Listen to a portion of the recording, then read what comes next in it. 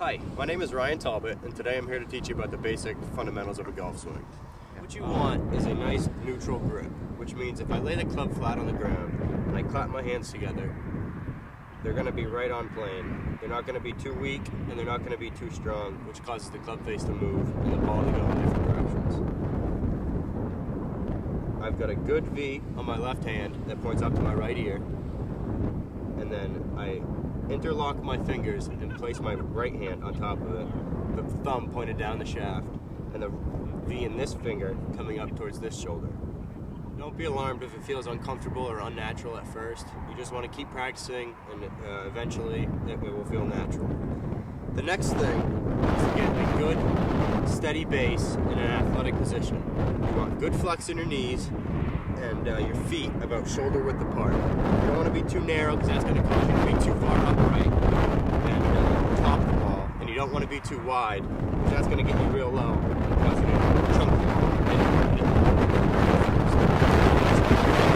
Get in a nice, steady, athletic base. And what I like to do when addressing the ball is to first set the club face up in the direction of my target.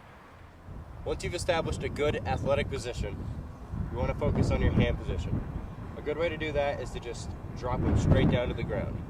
You don't want your hands too far out this way or too far inside, because that's going to cause your backswing to go off plane.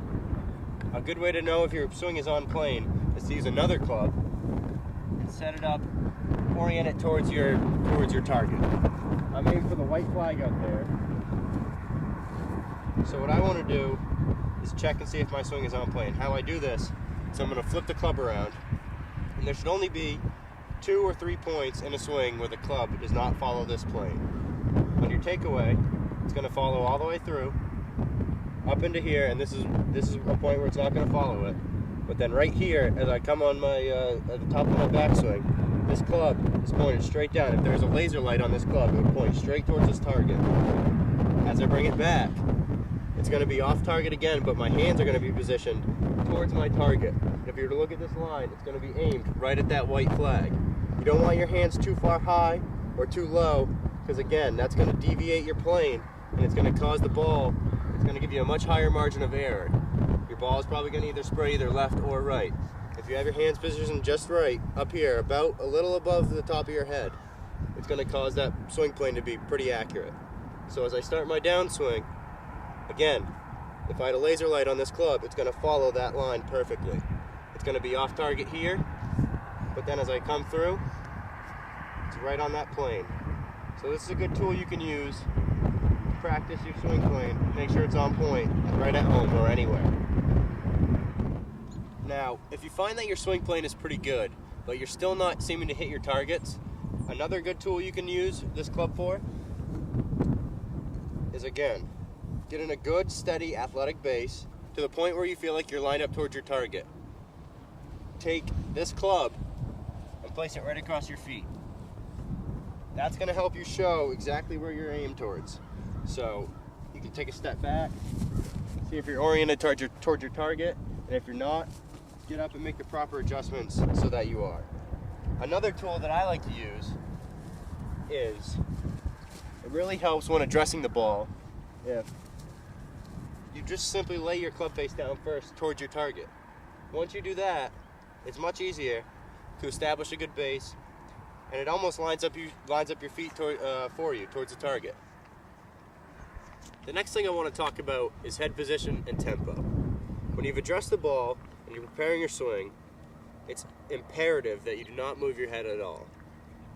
When beginning your downswing, that head is not going to move an inch up or down. It's going to stay there basically all the way through my downswing, and what you want to happen is your right shoulder, if you're a righty, left shoulder if you're a lefty, to carry your head right up towards your shot. Lifting that head is going to cause you to miss-hit the ball. Another very important tip is good tempo.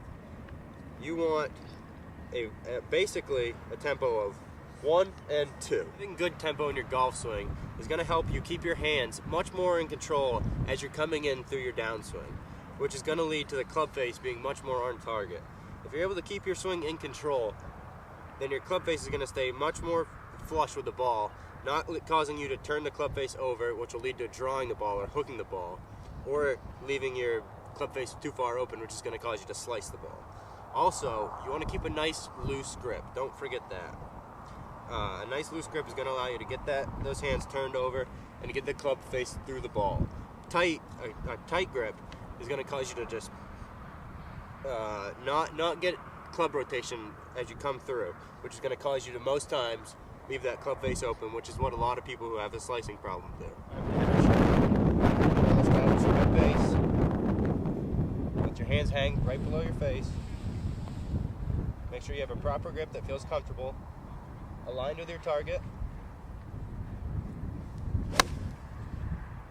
and a nice balanced finish with good tempo. So, like I said, there's a lot of different tips on what contributes to a good golf swing, and I could sit here and tell you 1,000 different things, but the biggest tip is get out there and practice. That's the only way you're going to get better. So I hope this video helped, and have a good day.